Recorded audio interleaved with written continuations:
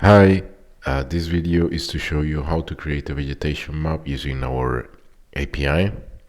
So first of all, to create the vegetation map, you need to use the post method, and you need to use it in you need to use this endpoint, the vegetation map endpoint, part of the zoning. Of course, the authentication is including the API key in the headers. And since it is a post, there is a body of the request where you need to specify several things. The required parameters are, first of all, the field ID, the vegetation index that is going to be the base for the segmentation of the field, and if you need an answer, so that will be a true, like set for the to get the task, the request ID.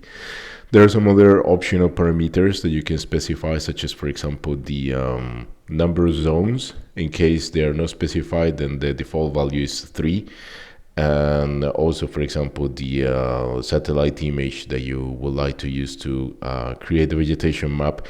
In case this is not specified, because it's optional, then the system will simply use the latest available one. So let's just go for the default one. And once you send it, you are going to get a URL. So you can simply follow this URL to get the results, or you can copy this ID number, which is the request ID number, after the field ID and before the parameter API key, and then you can use it in this other endpoint where you need to indicate the field ID and also the task ID.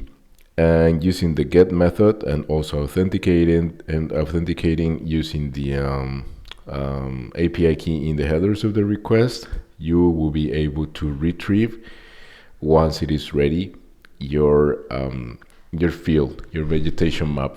So here you got these are the values with the coordinates and with the different zones.